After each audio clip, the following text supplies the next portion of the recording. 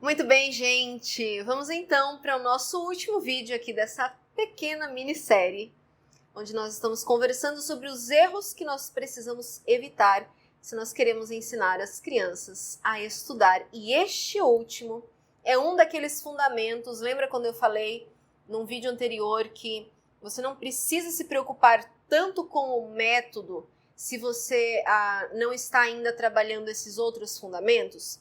E aí eu falei, formação do professor, o professor precisa ter habilidades desenvolvidas para trabalhar com a criança, o preparo anterior que a criança necessita ter e o último que eu quero falar agora, que é evitar o erro de ignorar o papel da família na formação que a criança precisa. Quando eu falo para vocês do papel da família, o que eu estou dizendo não é simplesmente o papel da família em dar aula para as crianças, em assumir a parte pedagógica. Não é disso que eu estou falando. Embora isso seja algo bastante interessante, tem muita gente que hoje assume esse papel e essa função de ensinar a criança. O que eu estou dizendo aqui são as atitudes que nós tomamos no dia a dia e que influenciam diretamente na formação de crianças que irão aprender mais facilmente ou não. Então eu vou dar alguns exemplos aqui para vocês. No curso Educação do Caráter, a gente fala sobre várias virtudes, né? A gente fala sobre as 16 virtudes que nós trabalhamos no programa Valores e Virtudes. Lá no curso, a gente, ao invés de direcionar para a criança, a gente direciona para os pais, mostrando atitudes do dia a dia que estão formando o caráter das crianças nessas áreas específicas. Então aqui eu quero comentar só algumas delas com vocês, mostrando o quanto isso impacta diretamente na questão do estudo na vida das crianças. Uma delas, por exemplo, é a questão de responsabilidade. Gente, se você quer que uma criança aprenda a estudar sozinho, uma das primeiras coisas que você tem que ter em mente é que ninguém desenvolve autonomia em alguma área se ela não está sendo incentivada a isso de forma geral. Então, o que eu quero dizer? Eu quero que o meu filho aprenda a estudar sozinho. Só que em todas as áreas da vida, eu o tempo todo estou correndo para fazer tudo por ele. Isso é um negócio que eu sempre repito aqui, quer seja no curso, quer seja nos vídeos que a gente põe aqui. Se você faz pela criança algo que ela já teria condições de fazer, você está podando a criança de desenvolver a sua autonomia, a sua independência, a sua capacidade de aprender aquilo. Gente, isso é muito sério. Cada vez que você... Eu digo que é muito sério porque eu sei que nós vivemos um tempo em que o lado afetivo está muito embrenhado ali nas relações educativas. E eu sei que muita gente hoje sente assim, eu preciso proteger o meu filho. Eu preciso cuidar, assim, para que nada interfira nas emoções dele. E aí, a gente entra naquele problema que muita gente chama de superproteção. E que muita gente vai dizer, não, eu não estou superprotegendo, eu estou amando o meu filho. Independente dessas discussões, o que eu quero dizer aqui para vocês é a influência dessas atitudes no perfil de aluno que a gente forma. Isso, gente, eu posso dizer para vocês sem medo, tá? Porque eu trabalhei com muitas crianças ao longo aqui da minha vida, adolescentes e até adultos. E eu posso dizer para vocês, se você faz muita coisa por uma criança, essa criança cresce, primeiro de tudo, não acreditando no potencial que ela tem de realizar aquilo. Já parou para pensar nisso? Que você ir lá e a criança vai fazer um negócio, você, deixa que eu te ajudo, é quase como se você estivesse dizendo para a criança, não, você não consegue, deixa que eu faço.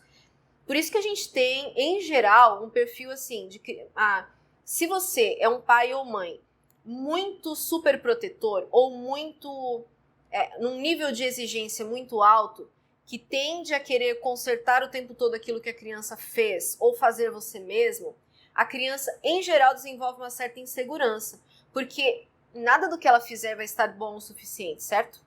Então, ela começa a ter receio de fazer alguma coisa porque você vai olhar e falar, não, deixa que eu arrumo para você, porque não é assim que se faz. Ou se você protege demais, a criança cresce sentindo assim, não, eu não sei fazer bem isso, né? Porque o tempo todo minha mãe vai lá e faz, meu pai vai lá, corre e faz. Isso sem contar a questão de acomodar-se, né, gente? Isso é tão natural no ser humano, tão natural na natureza humana. Se eu sei que alguém vai fazer algo por mim, por que eu vou me esforçar para fazer aquilo? Gente, isso é básico. Isso é em adulto, em criança. Você faz algo por alguém que a pessoa tinha condições de fazer, você está tirando dela a responsabilidade pelo resultado daquilo. Então, esse é um dos problemas que a gente tem em uma família, em um contexto em que a criança está acostumada, sempre alguém vai lá e faz o leitinho, sendo que a criança já tem idade para ir lá na cozinha, colocar o seu leite, colocar o Nescau ali. Ah, deixa eu fazer o seu pão, deixa eu arrumar a sua cama, deixa eu dobrar a sua roupa. Sabe essas coisas bem simples da vida que a criança tem plenas condições físicas já de realizar? E você, é que eu gosto de fazer por ele. Gente, às vezes a gente tem que retrair o nosso prazer em fazer algo pela criança, pelo prazer de ver a criança desenvolvendo-se na vida. Então, esse é um dos aspectos que a gente conversa aqui, que influenciam a formação da criança, porque depois, sabe aquele texto, eu gosto muito daquele texto do C.S. Lewis, no livro Abolição do Homem, em que ele diz assim, nós temos o péssimo hábito de formar homens sem peito e depois exigir deles a virtude, a bravura e a coragem. A gente tolhe as virtudes e depois a gente cobra. Então, quando chega lá na frente, a gente quer pessoas fortes, a gente quer pessoas de iniciativa, corajosas, responsáveis, independentes. Só que a gente passou a vida formando essas crianças, essas pessoas, para serem o oposto disso. Então, olha que cruel é isso. Você querer que o seu filho aprenda a estudar sozinho e você fala depois, né? Eu não digo você, tá, gente? Mas a nossa tendência, assim, você tem que estudar sozinho, você tem que saber fazer sozinho. Em uma área da vida, sendo que a vida toda a gente passou querendo resolver tudo pela criança. Então, eu tinha até pensado em outros aspectos que eu gostaria de falar aqui, mas o vídeo vai ficar muito longo e a proposta é serem vídeos curtinhos. Então, você pode ouvir mais sobre isso. A gente vai falar sobre isso no workshop, em que nós vamos fazer essa avaliação para você verificar que área da vida da criança pode estar precisando de atenção maior para ela ter um desempenho melhor nos estudos. No curso Autodidatismo, a gente aprofunda muito cada uma dessas questões, focando na nossa vida, focando na nossa formação e como nós podemos trabalhar isso com a criança. E em todos os cursos que a gente trabalha aqui, o nosso foco sempre foi esse: mostrar a importância de nós trabalharmos nossa formação, nos prepararmos para saber como ensinar tudo isso à criança e prepará-las para a vida. A gente quer ver crianças que vão voar, né? Que vão subir em grandes alturas. A gente não quer criar filhos e alunos que vão ficar ali só naquele espaço baixo, limitadas por falta de potencial e falta de habilidades. Nós queremos dar todas as ferramentas e todos os recursos para que eles cresçam fortes, para que eles cresçam capazes, para que eles floresçam no mundo tão carente, né, gente? Para que eles sejam luz nesse mundo e que eles cumpram a vocação que eles têm para a glória de Deus. Esse é o nosso trabalho aqui, esse é o trabalho que nós temos buscado inspirar vocês a colocar em prática na vida e na família de vocês também.